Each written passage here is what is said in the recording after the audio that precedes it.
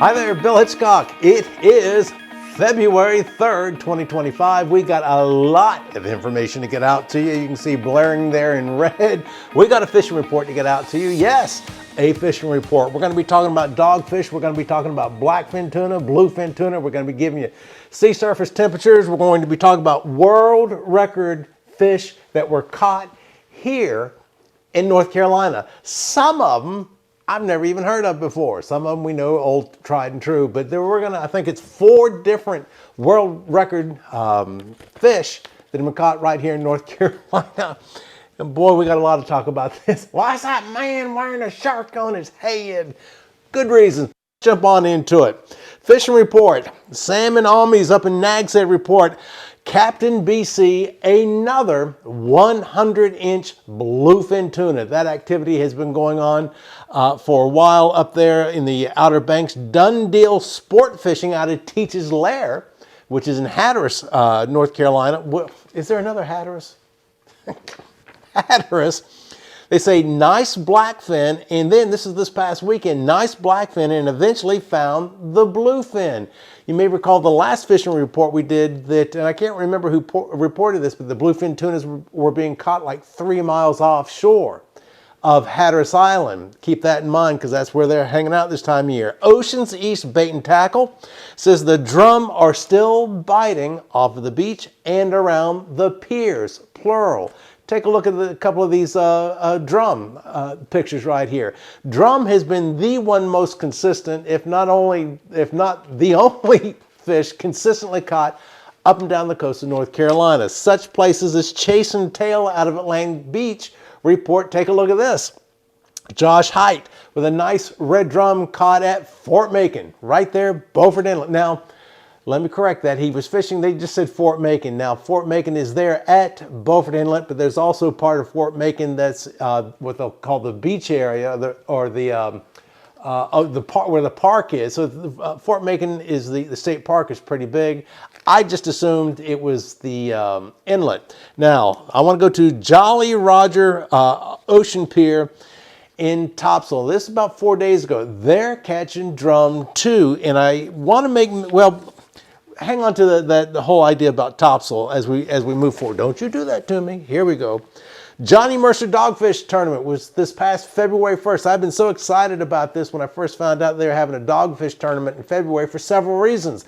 Some people are going, well, do you like Johnny Mercer's Pier? To be quite honest with you, that has nothing to do why I'm excited about this. And also the Seaview Pier, which has their dogfish tournament coming up on February 15th. I'm excited about it because, number one, it's February. What fishing tournament goes on in February along the coast of North Carolina? It's hard enough to get fishing.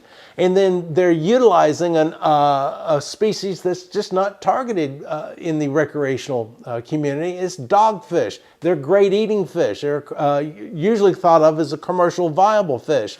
But they had the dogfish tournament winners. Unfortunately, no one caught one in their tournament. I saw a picture, there was like 50, 75 people out there at the Johnny Mercer Pier during this tournament. No one caught one, but that didn't stop them from giving out first, second, third place. I don't know how they did it, but they awarded Phil Donahue $900 for first place, Kelly Nelson $541 for second place, and third place, Michael Maddox $360 there at the dogfish tournament, although no dogfish were caught.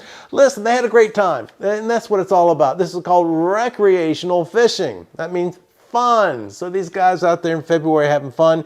I did want to show you this. This just came up, I think today, yesterday at the earliest. It's called the Johnny Mercer Live Webcams. It's at YouTube. Here I just took a real quick capture of one of their webcams. They have 2 webcams at the Johnny Mercer Pier, but one of the things, and this just came up, and one of the things that's unique about it, look, do you see that running ticker tape underneath? They're giving things such as water temperatures, the wind, weather conditions, all sorts of things. So congratulations to those guys. Now, I did want to make, where is that? Where is that?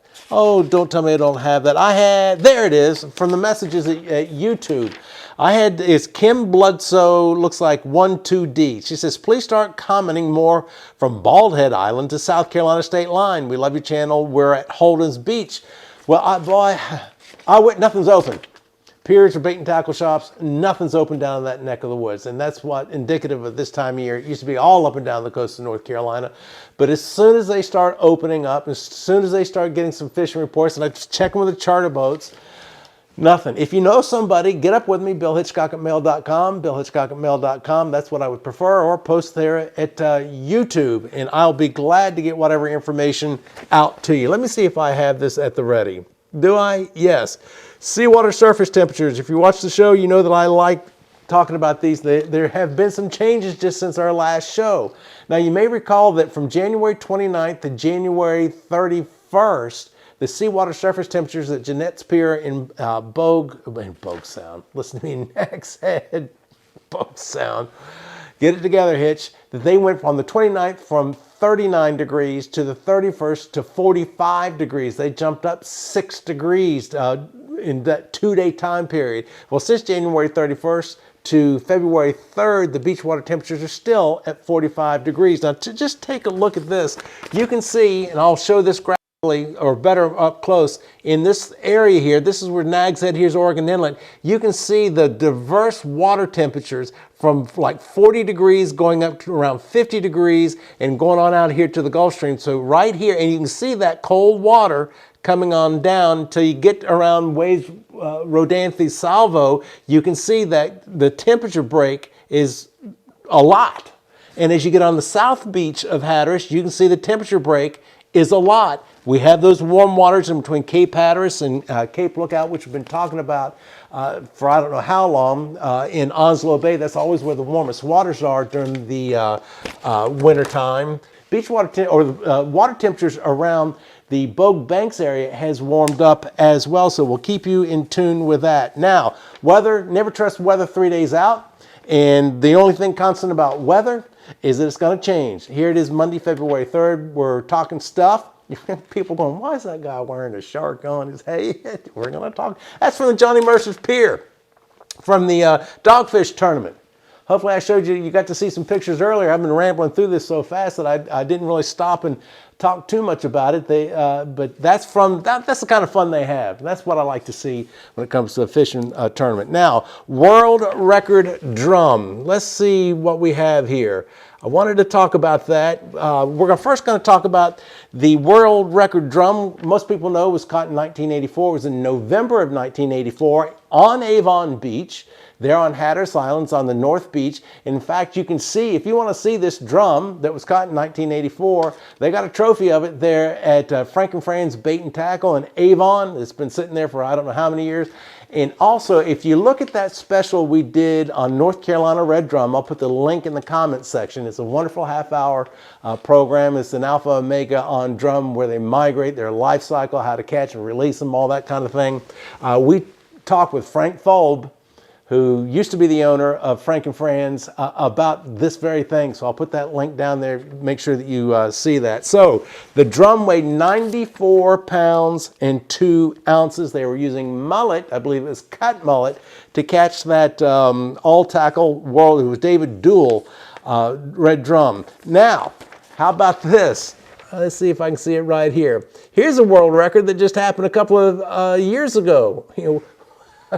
It is called a Puddingwife Wrasse. 30-year-old Connor Stone of Southport caught a colorful Puddingwife Wrasse about 35 miles off the state's coast in July. There's 2023. You can tell news is reporting on this because they just say 35 miles offshore.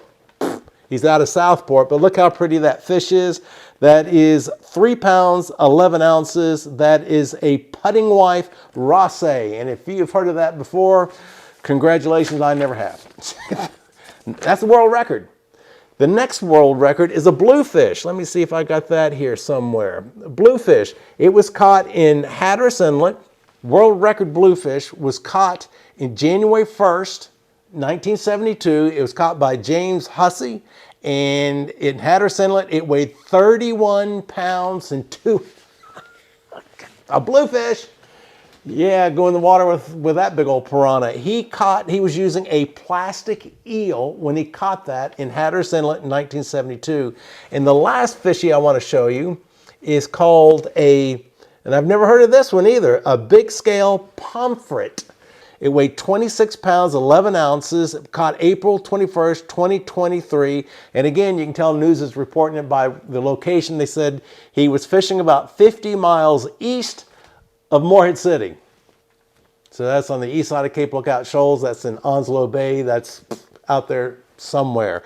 And these fish, by the way, these big scale pomfrets, they're in the Atlantic, they're in the Pacific, they're in the Mediterranean. They can be caught 500 meters down. So they are a big fish, not a common fish. So there's 4 world record fish, 2 of them, again, I never heard of before. Maybe you have. And that's a good idea. Has anybody got pictures of unusual fish that they've caught? Or do you have pictures or hopefully video of fish that you don't know what it is? Get them to me. We'll find out exactly. If we have to go to whatever marine biologist to identify it, I'm sure that a lot of folks will be able to recognize certain species of fish. That's it. That's all I've got for today. We're going to keep you updated. Again, I made a comment in the last show that the eventuality of this show is we're going to go live and we'll go back daily. That's my background, and it seems like a lot of people got excited about that. So we'll keep you posted when we will be doing. It won't be tomorrow, won't be next week, but that's where we're headed towards. If you want to get up with me, BillHitchcock@mail.com, BillHitchcock@mail.com. Send me information, send me research, ask me questions, send me video pictures, whatever you want. This program is not mine, it's yours. I'm Bill Hitchcock. Until next time. Post your questions, comments, and concerns here on YouTube or email them directly to Bill Hitchcock at this address.